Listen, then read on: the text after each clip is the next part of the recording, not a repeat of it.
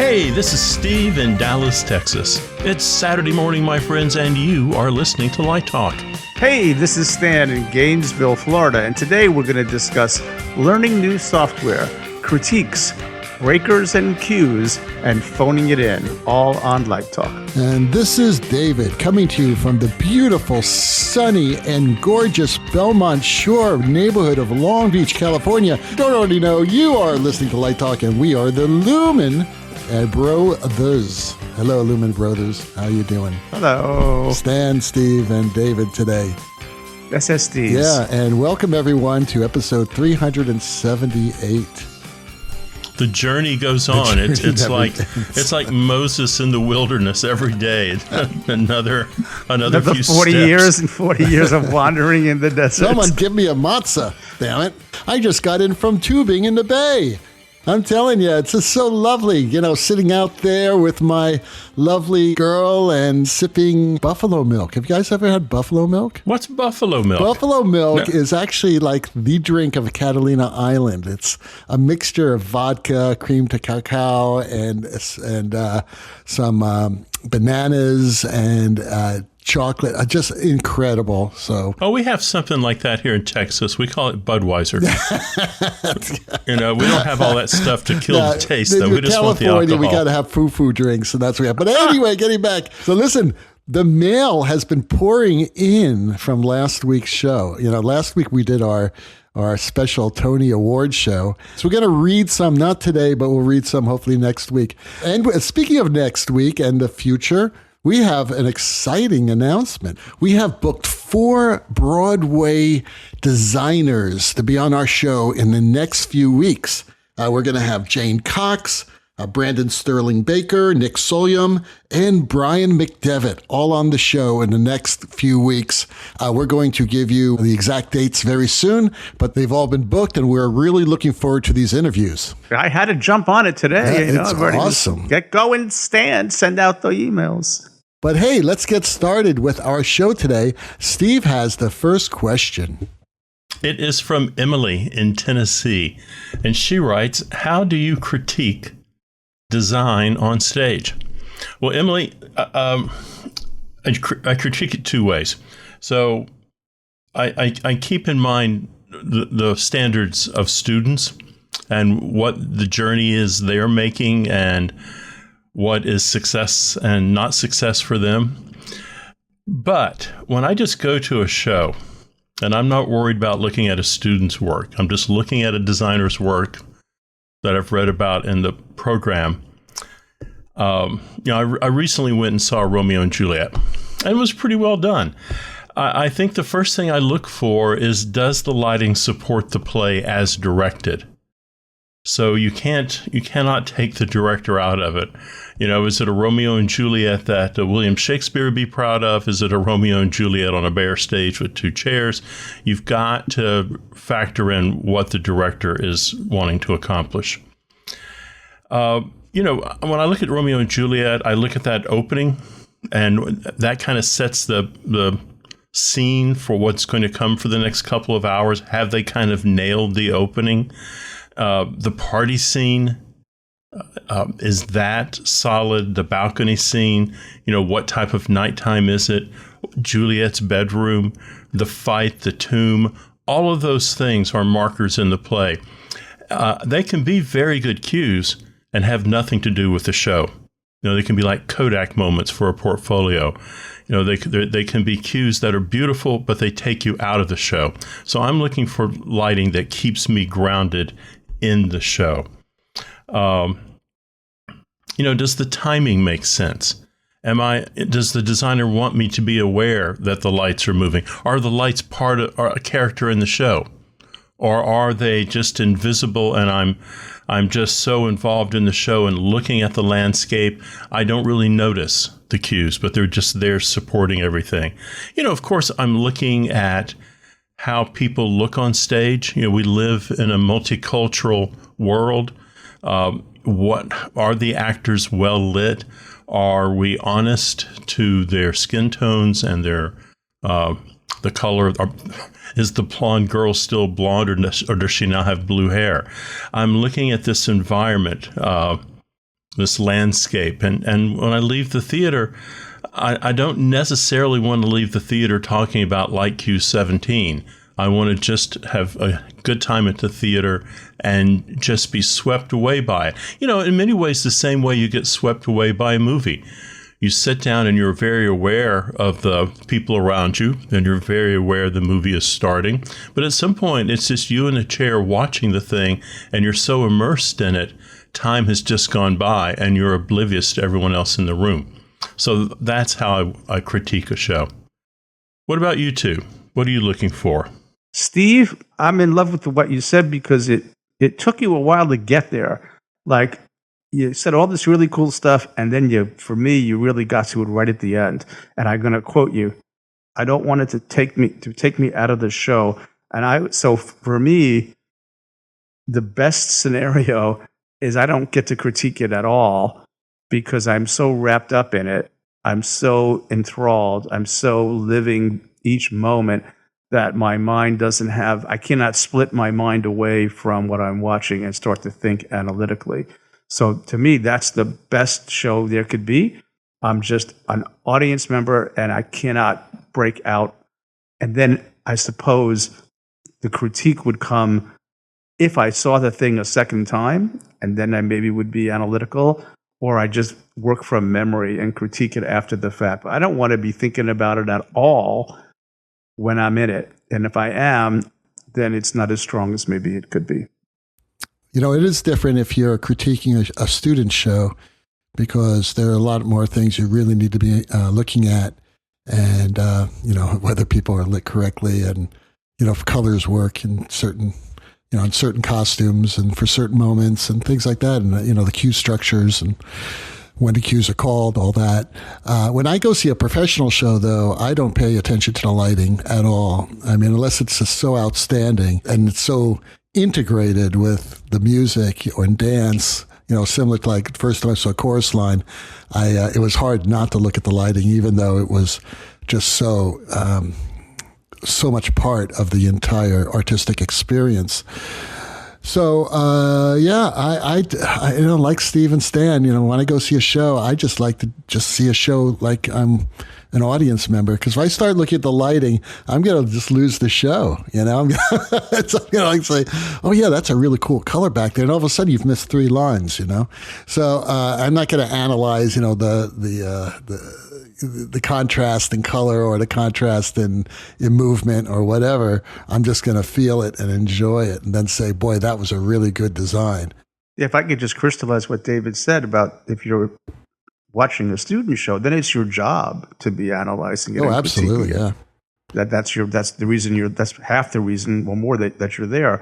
When you go see a professional production, your job is to be an audience member, right? And just be an audience member. Take off the teacher hat, take off the lighting designer hat, and experience the thing you paid to see, and allow yourself to be the willing suspension of disbelief, to be immersed in that world. I'm not there as a critic.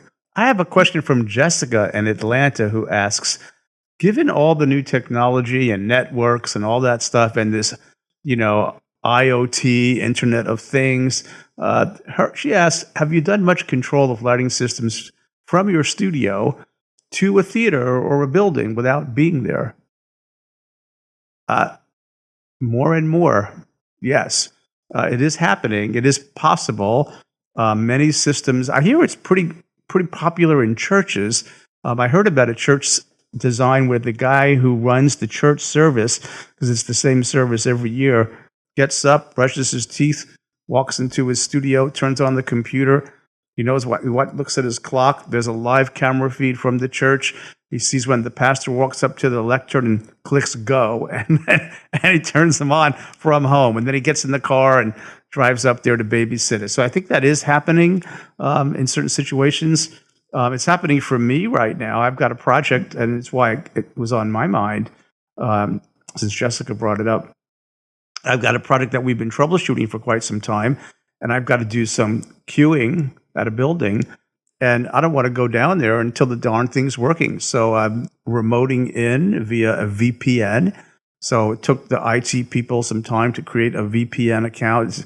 This particular spaces are very, let's say the culture is vulnerable these days, so the security is high. So they took a while to get security clearances and to give me a VPN so I can be on their network from my studio and then open up the software that's connected to the lights in the building and start to prepare it. And as we sit here right now, I'm waiting for somebody to say, yes, they're on, because I think I turned them on, but I'm not sure. Once I get confirmation that they're on and the system is communicating, then I'll schedule my trip to be there. So it is happening in the world. I know it's happening in architecture. I know that people turn on the Foot Locker was an early company that did that in all their stores. They had a Christmas look, and somebody could open their computer and click Christmas look, and then all the Foot Lockers in every mall in America would change their queue. So that does happen, and it's a good skill to know. It's kind of weird in a way to how that remote connection. But it is going on. We've done it in our building at UF. We put some exterior lights on, and the lighting designer would create a certain palette for that show, and we would turn them on from wherever we would be. We could log in and access the system. The ETC has that capability. Even in EOS, people don't know that sitting inside EOS, there is a way to do that. So yeah, that's definitely going on, and good skill to learn. Yeah, I don't think that if you had a union crew there, they would allow you to do that. And you don't. I mean, it's different from architecture. It's different, for schools too. But I don't think the union would be kind for you to go playing with the lights without there being a crew call. So I think that's probably the difference when you go from live entertainment into architecture and education. But you're right. I mean, there are lots of ways of doing it nowadays. Steve, do you ever find any use for that? Not yet. I mean, I've certainly found a lot of use for offline editing, setting on the bus or in the hotel room, but I have not had a situation yet where I've needed to remote into the facility. I just don't do that much architecture, and the type of architecture I'm doing is not high end. It is small galleries and things like that. So they're not in need of this service. Yeah, if you were a programmer designer and there was a crew call at the moment, and for some reason you're stuck in Timbuktu because your flight was canceled, then you could probably get away with that. If the crew's already called and you're the programmer designer, I could see where that would be a possibility where it would be used in live entertainment. It may not be so much for the designer, but maybe for technologists, right? And you say, and programmers. Yeah, that's what I meant. Hey, something's not coming up. Yeah, if you're a designer, programmer, you're kind of an artist and a technologist at the same time. Yeah, or you're a master electrician. As long as the electricians are not getting screwed, right? You're fine. I mean, it could. What's interesting is would you get paid? Like, let's say the master electrician on a show is home on Long Island, and there's a problem, and it could probably solve it by remoting in. Sure. You got to pay him his minimum or her minimum. But I think it's maybe more for technologists to sort of keep a show running or active or monitor a show. I wonder if it happens in Vegas. I wonder if people monitor stuff remotely or from other parts of the building or from a central location. I would assume that they do monitor. I mean, monitoring is not that big of a deal. I think the question, though, is being able to control them.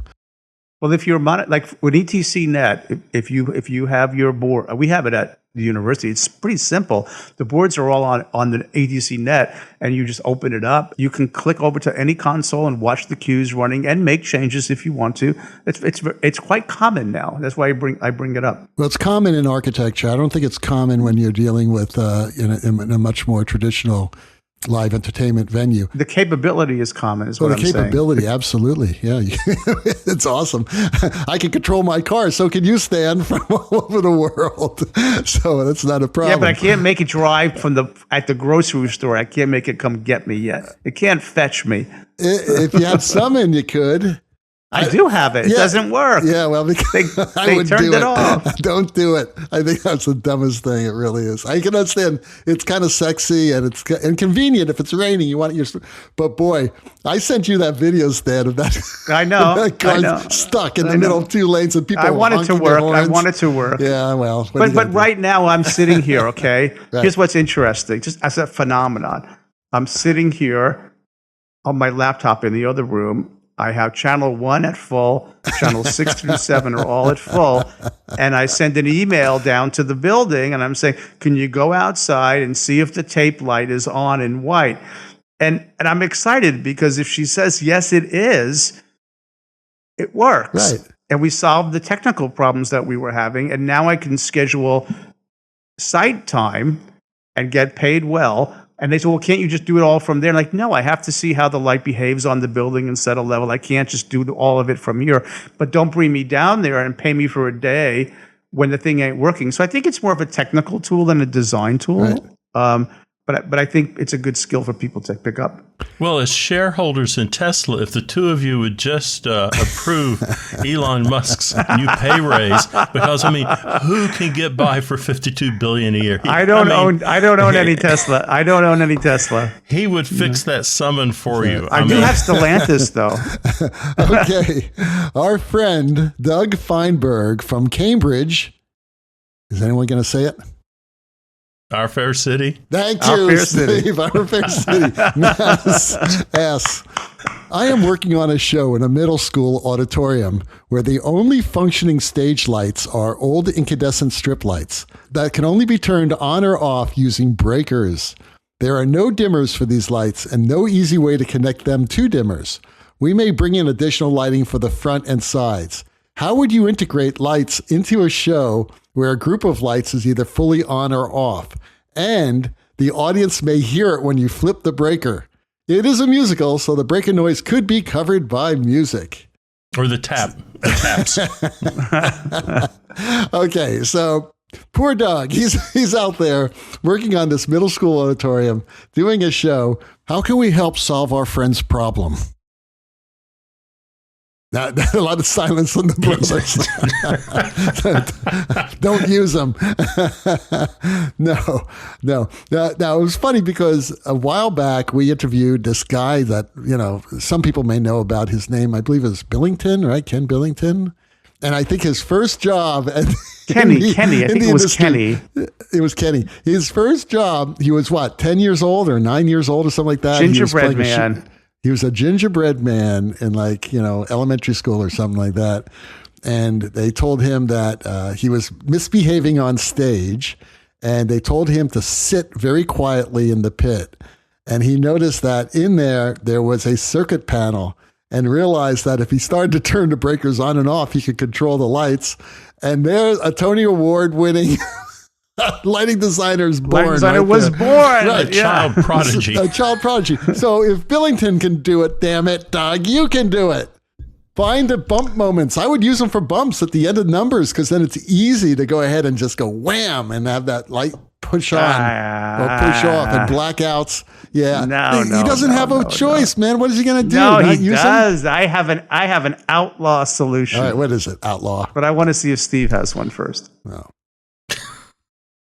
Steve well, does. I All think right. Doug's problem is to bump them to get all white. He would have to flip breakers 1, 3, 6, 9, and 12. So he's got to spread that hand out. He didn't say that. They're either fully on or off. He didn't say where they are. All right. Let me jump in here. Okay.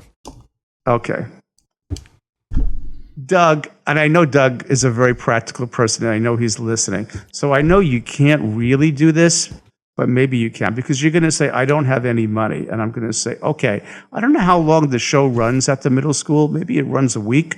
Maybe if it runs less than a month, maybe my outlaw solution It probably runs one night. Yeah, it's probably a one night thing. If it runs one night, then my outlaw solution will work. Okay? So you have a lot. This goes back to the earlier question that I was asked by Jessica in Atlanta. You're not thinking modern. So you have 110 volts of power in these R40s or whatever, these strip lights. So here's what you're going to do. You're going to get a ladder. You're going to go to Home Depot or an online retailer or Amazon, and you're going to buy as many as you want LED, Philips Hue, or some other remote controlled bulb that's going to give you RGBW. You're going to go up there, you're going to unscrew those old Edison incandescent things that heat up tungsten, get rid of them, okay? You're going to put them on your credit card so you don't need any money. You're going to screw them into the sockets. You're going to have control on your phone, and you're going to use them for the show. And then when you're done, you're going to go back up on the ladder, unscrew them, put them back in the box, return them, and get all your money back. Problem solved. All right, there you go. There you go, Doug. I think Stan's idea is your only choice. Like, I have no idea. I mean, I would use them for bumps and blackouts. You know, if you need to write a song, steal a piano. You need some overhead light, get some bulbs, but get the kind you can control. There you go. And just return them. There you go. You are listening to Light Talk with the Lumen Brothers, and Light Talk this week is sponsored by the law firm of the Snoot Group, Sparks, Burnout, and Chase.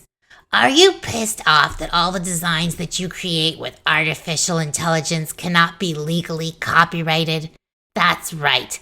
All the work you stole from Midjourney can be reused in anyone's stage design. Worse yet, the low-life scum who stole your designs could end up winning a Tony Award using the same content you used for the production of The Little Mermaid you designed for the Long Beach Playhouse. The Horny Corner News raved about it. Since the U.S. Copyright Office won't protect your artistic work, we at the Snoot Group will. How do we do it? Our copyright expert, Vinny Chase, is quite adept at convincing these lazy designers to steal their own designs directly from AI and not from you. Vinny has an infinite number of creative ways to persuade them that this is in their best interest to use someone else's intellectual property and leave yours alone. And if that does not work, I will step in and release a hurricane of snoot wrath on them. For those who have not witnessed me in the courtroom or on the streets of Paris, I can assure you that no one f***s with me. And how much does all this cost? As the saying goes, you get what you pay for.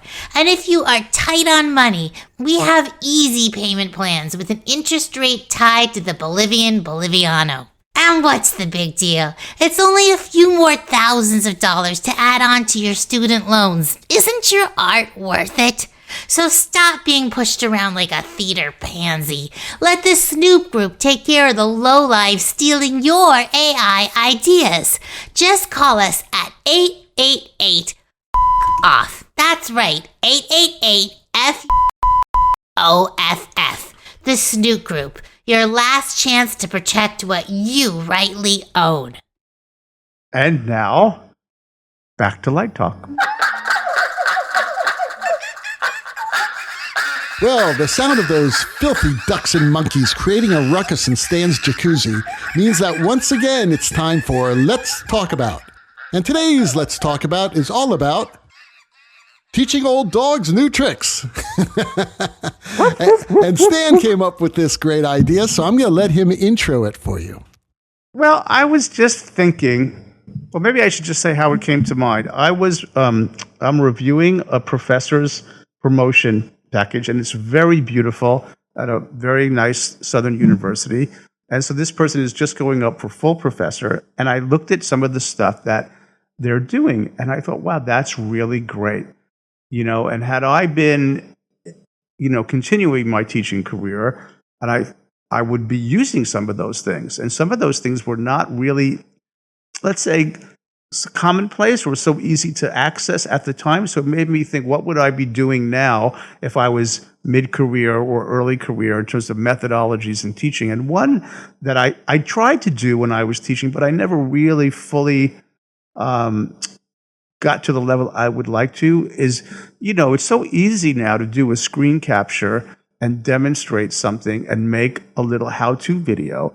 And this person had a lot of them, you know, and I'm like, that's really great. I started to do that during COVID because we were using Canvas. And so the students were online and we would be demonstrating, and I would record the whole class.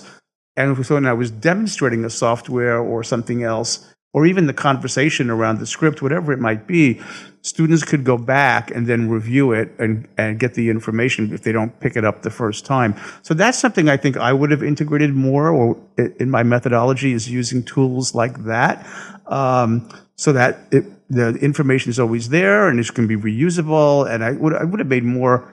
And this person was doing that in really, really cool ways. And I thought, that's really good. That's really, really good. That's the first one that I thought of.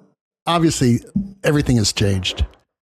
Everything has changed. I think that teaching methods are going to have to change if they haven't already. The days of sitting up there and lecturing and pontificating for 4 hours, I believe, are over, and which sort of puts me out of business because I was really good at that. And you're professing. You were good at professing. Yes. Yes, I was professing.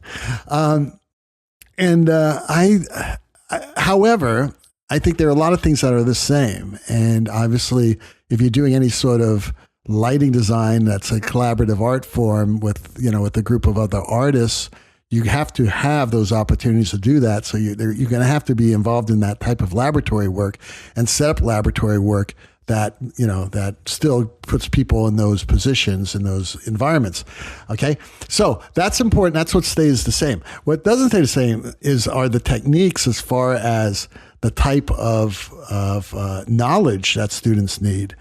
For instance, AI and learning how to do research with AI, how to use AI as a tool, learning all the programs in AI. I mean, you can't learn them all, but certainly, programs like Midjourney and DALL-E, learning those, but also how to use them and manipulate them to create content. And I think if you don't know how to do that now, then you're just wasting your students' time. All right. I think there needs to be people teaching lighting designers, set designers, costume designers, any type of visual artists, photographers, how to use these tools and create content. Also, since video, we were talking about this in last week's show, since video is such a powerful element in today's design work on Broadway, obviously television and concerts, things like that lighting designers need to become video designers as well. Video is lighting. So you need to understand that and you be able to integrate video into your lighting designs. So again, if you don't have that skill, then you're going to need to find someone that has it so that they can teach it. And I know that the last time we were looking for a position at my school, we were looking for all these skills. We were looking for some primarily with these types of software skills who could teach students. And right now, unfortunately, most of them are still working a lot. So it's really hard to get them to commit to a university. However, what I think, and I forgot if Steve said it or if Stan said it, or someone said, the ideal type of classroom for this type of specialists would be like on Zoom, to come in, for like once a week and do like a 2 hour, 3 hour, 4 hour session on this. Because they're going to be working on their Broadway shows. They're going to be working on, on other things, on concerts and things like that. And again, you don't want some old eldercocker doing this because, as soon as that person retires and becomes a teacher, the technology has probably, I didn't say definitely, but has probably completely passed them by. So the technology is moving so fast, you really need people who are in it right now. And then on top of that, they need to be good teachers. And that's always difficult to find. So yeah, that's how things have changed. What do you think, Steve? Well, I think, again, the problem for a university is not finding someone to teach. It's the directors. Are they going to embrace what is being taught in the classroom, and on occasion, not every show, but on occasion, embrace that and bring it into their productions? I mean, we can teach anything, but if the student doesn't have an opportunity to see a practical application in 3 or 4 years, then that's difficult. So I think for me, the evolution is that theater design becomes something else. It's no longer part of a theater department. It becomes a hybrid, working with computer science, with creative computation, with film, with gaming. And that might put together the group of people who are passionate about it and do have the skills. So you're not always looking for a part-time person to come in and kind of put a Band-Aid on it. So I think there has to be a complete rethink of curriculum that's being offered. Some schools are trying it. There's no one who is against it, I think, but it's a new way of providing entertainment. And it's not necessarily a way that regional theaters and university theaters are operating. They may get there. Certainly Broadway has, Las Vegas has. There are people who are there. I don't know if the average garden variety theater department can wrap its head around it, or its resources and the purse strings that are needed to provide that education.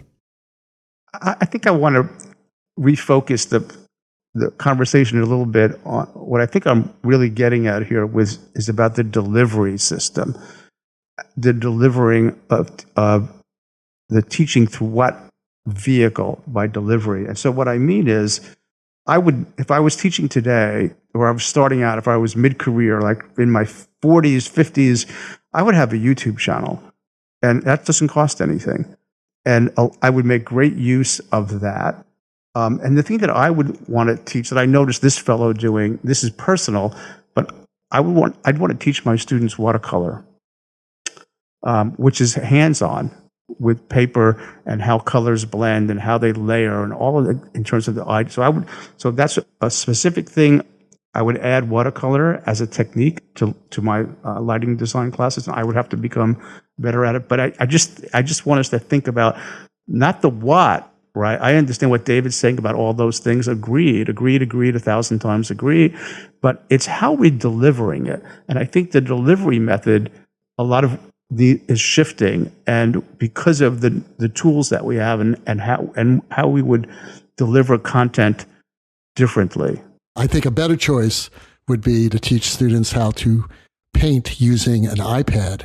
Sure. And you're painting with light, and you're doing additive mixing. Sure. Yeah. Because they're going to be doing additive mixing with light, but also with projections and things like that. So that'd be the only thing I would change in that. Yeah.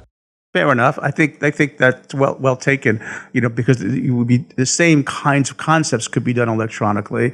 Although somebody bought me this beautiful book with watercolors and beautiful handmade paper, so I've gone this. Yeah. I'm going to get into watercolor kick, and I've got a brush, and I have somebody at home who can teach me. But there's something about the layering, you can do that electronically, and I think that's right.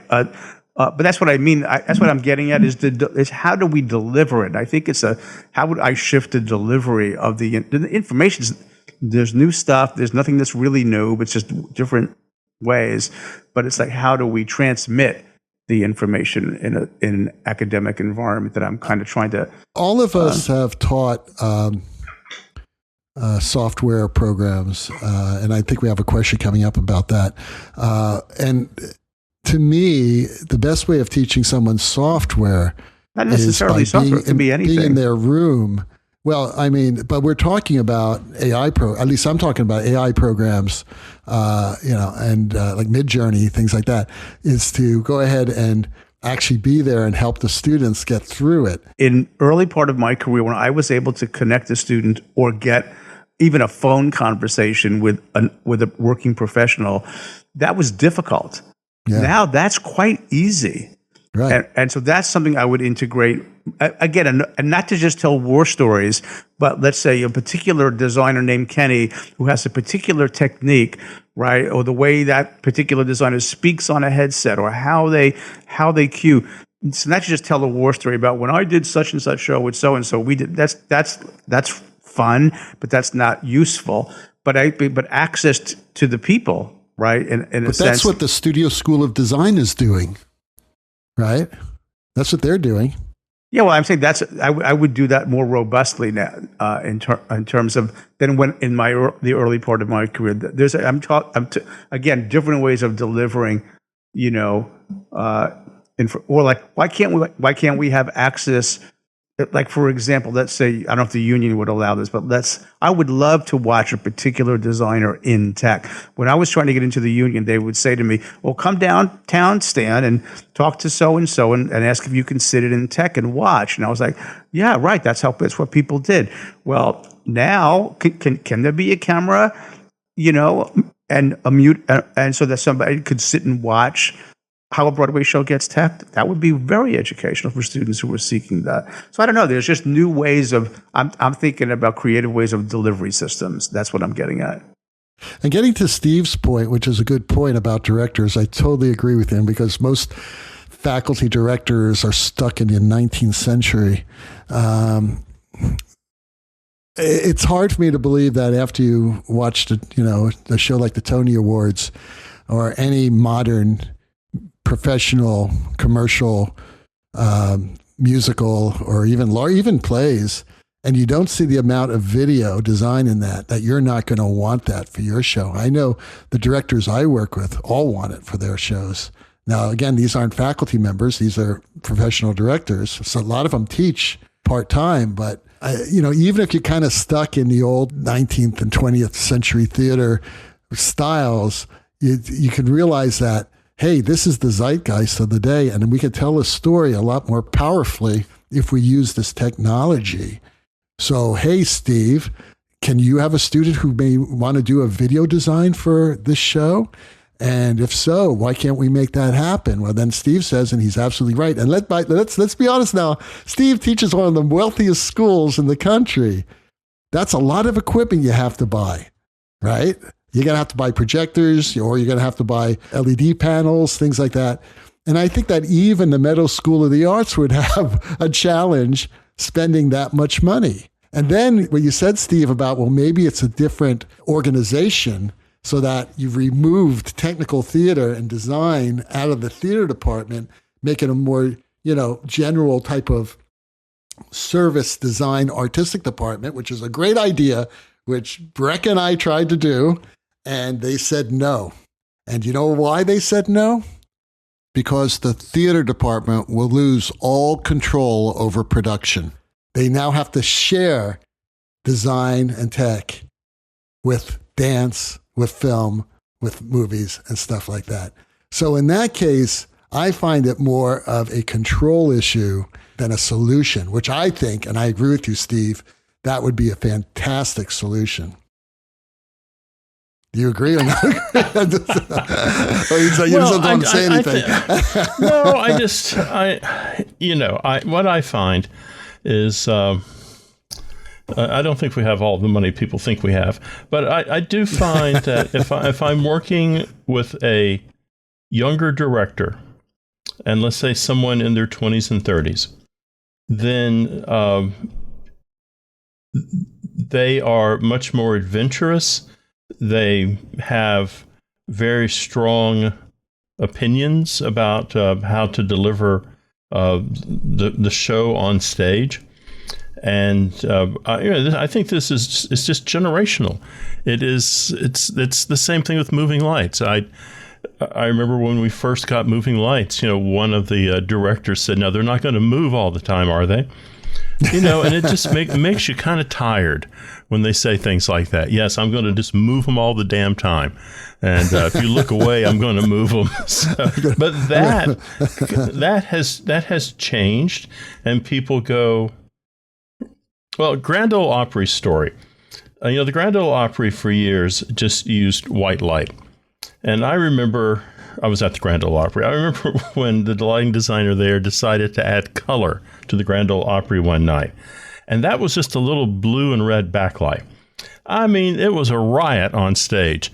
And people were upset. And it was like marching with their pitchforks to find the lighting designer. And Roy Acuff said, now this designer said, color is the future. And a little color is going to be good.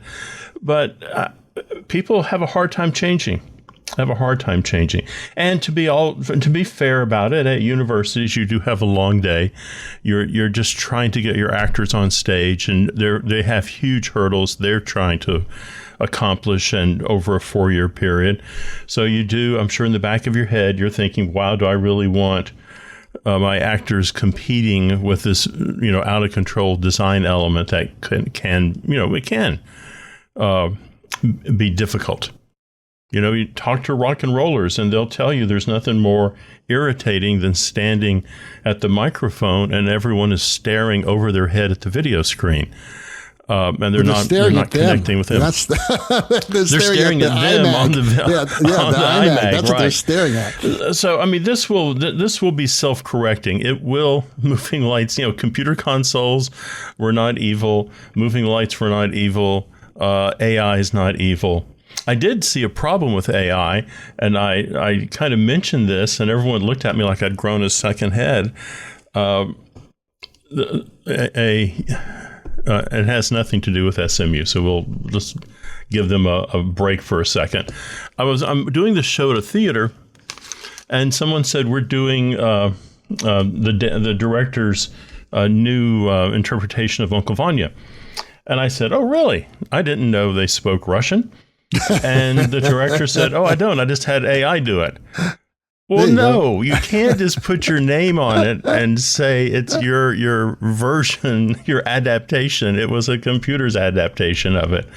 So that nonsense will go away soon, too, I'm sure. But it's a challenge. AI is a disruptor, and we'll see what it's going to do. And it's probably going to do good things. But right now, people are trying to figure out what it can do. It's my favorite thing when we talk to a director and say, do we think there should be some kind of media involved in the show, given the nature of the show? And the answer is, I don't think we need super titles. Well, no, that's not. Maybe an Act 1 placard for, for something. Well, it's the conversation. People aren't sure what it's capable of doing or how it can be done in a way. But can't they look? They see these shows. They see the magnificent designs that we watched during the Tony Awards. I think they see it and they don't recognize it for what it is. How can you miss it? God. What is it? Water for Elephants? Yeah. If you just look at that on the Tony, you just look at that on the Tonys, it is very difficult to separate media from lighting. It is a really unique, beautiful blending, as it should be. There's so many ways to use projections nowadays and video that you either use it subtly, like Brandon's beautiful work in For Water for Elephants, or you can use it right in your face, So as long as it's not distracting and it's telling the story, that's how you use it. And that's our job as mentors to teach our students where the line is drawn. What would I do if I were starting over again? I would embrace the future, and I would worry less about cost, and I would embrace the future. Okay, let's move on to our last question of the day, Steve. James in Portland writes, any suggestions for learning new software? Yes, I do have a suggestion, and just trust me on this, James.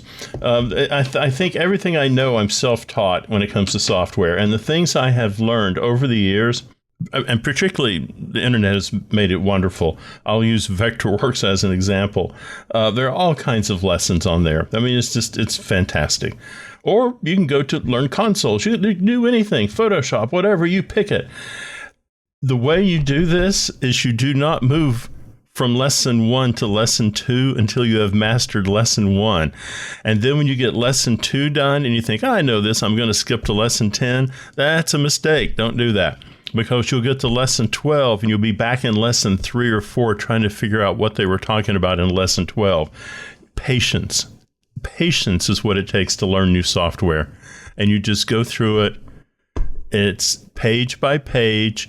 Yes, it's a 900-page owner's manual for the Grand MA, and I have not worked my way through all 900 pages, but you just have to master the task at hand before you move on to something else, because it'll come back and bite you if you don't. And if you have a 12-year-old, that's even better to help you with you. They can master everything really fast. Well, the rocking sounds of the Luminoids tell us that once again you've spent another morning listening to our show, Light Talk. You can hear our show on just about every podcast site out there. Check out our website at lighttalk.org and be sure to follow us on Facebook and subscribe to our podcast. That way you will not miss a second of Light Talk Insanity. No guarantee is offered regarding the accuracy of any statements or opinions made on this podcast. However, if you decide to litigate, the Snoot Group with the legal team of that Sparks, Burnout, and Chase will defend us until our retirement funds are depleted entirely. Light Talk is written and produced by the Lumen Brothers, coming to you from Gainesville, Long Beach, and the Lone Star State. And be sure to join us next week when we talk about more lighting shenanigans and serve you more of our casserole of nonsense. Light Talk, broadcasting questionable Lumen knowledge and humor around the world. So we'll see you all next Saturday morning. Bye-bye from Light Talk.